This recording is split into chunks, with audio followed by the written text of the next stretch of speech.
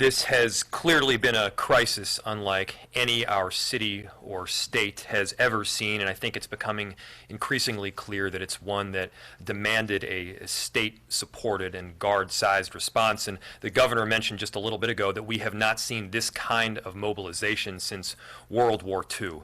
And I really do want to thank the governor for the support that we've gotten over the last several days. It has been absolutely essential for the safety and the welfare of the people in Minneapolis. I'm not going to get too much into the tanker truck, as people who have previously spoke already have laid out the facts, but I do want to say that this just terrifying instance also shows a whole lot of bravery. Bravery by the protesters that were willing to look out for those around them, bravery by the peaceful protesters that were willing to help the individual driving the truck. Our police officers made very quick and clear action to remove protesters from the bridge because we did not know what was on that tanker. We did not know if it was explosives. We did not know the intent of the individual driving, and by their willingness to clear people from the bridge, we could very quickly get first responders to the action. There was also an early morning fire, suspected arson over in North Minneapolis, and it's a reminder that we certainly still have a very long way to go, and although North Minneapolis has not been the center of a whole lot of mobilization, some beautiful things are happening there as communities are rallying around one another. They're making sure to provide free food, looking out for your neighbor, and any time a single instance happens over there, I get 35 text messages and calls, and I think what that says to me is that North Minneapolis is strong and they are well cared for. But we also can't lose sight of the fact that throughout the day, yesterday and today, we've seen peaceful protests all around the city. I had the opportunity to visit Lake and Bloomington, as well as the memorial for George Floyd on 38th in Chicago, and it did provide a sense of therapeutic measure for me to see people in community loving one another, looking out for their neighbor, celebrating peace and celebrating a beautiful life that was George Floyd was heartwarming even in the most difficult of circumstances. It was heavy. People are obviously sad and angry, but their commitment to seeing change going forward is inspirational. These cannot be half measures. There can be no tokenization. This has to be done well and thoroughly, and I can tell you that I know the governor and mayor and others are entirely committed to that. And to call this a painful chapter in our city's history is clearly an understatement. The murder of George Floyd has made very clear the systemic racism and issues that need to be confronted in our society, not tomorrow, but right now. So let's retain order, let's keep the peace, but let's keep that sense of urgency and lack of patience going forward because it is needed. Those need to be the overriding goals of both tonight and the days ahead. Mayor Carter. Thank you. Many of you know that I have almost 3-month-old at home. Her name is Amila, and she was born on March 3rd. COVID-19 crisis already canceled my parenting leave. And so, I haven't gotten a chance to do the fatherhood leave that I had initially planned on doing. But I look at her every morning. I look at her every day. And I know that she's going to have some questions for all of us.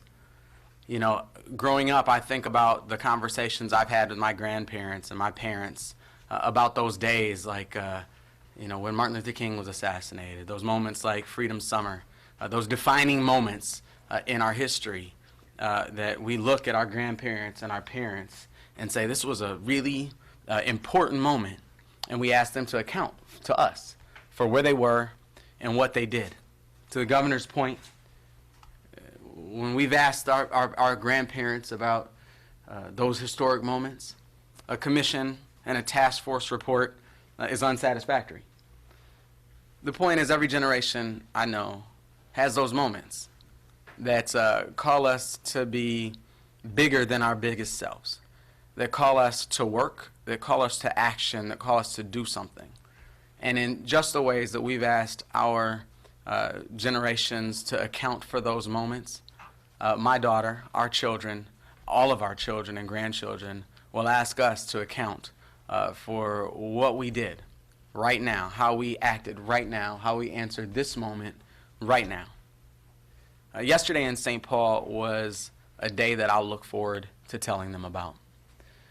Yesterday in St. Paul, our day was marked by the local business owners who, despite having boarded up windows and trying to figure out when they'll get their employees back to work, held supply drives to collect diapers and formula and food and the type of essential supplies that our families need but don't have access to because our grocery stores are closed. Yesterday was marked by neighbors showing up on University Avenue in the Midway area and walking our neighborhoods, just organizing organically on the internet to show up and walk down the street with a garbage can, a garbage bag, a shovel, and a broom. And yesterday in St. Paul was certainly marked by the thousands and thousands of individuals who came out, just like they did in Minneapolis, who came out to peacefully march, who came out and gathered at the Capitol to say what our focus ought to have been on all of this past week and what our focus must be on going forward.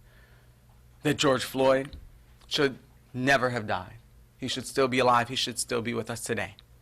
That the officers responsible for his death must be held accountable.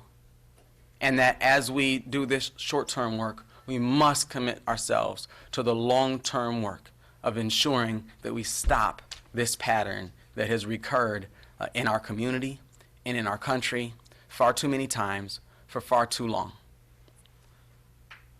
Their work, all of those actions were peaceful, but they were not patient.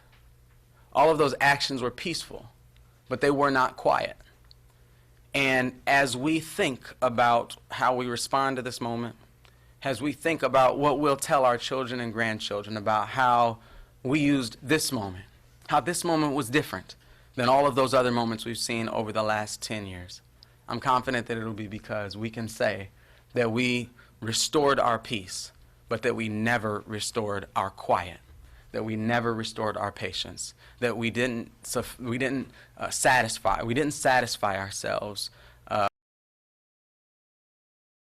someone else to do this, but that we redoubled our commitment to humanity, we doubled our commitment to life and our value for the lives of all of our community, and particularly for those black and brown young men who we have too often seen lose their lives at the hands of law enforcement.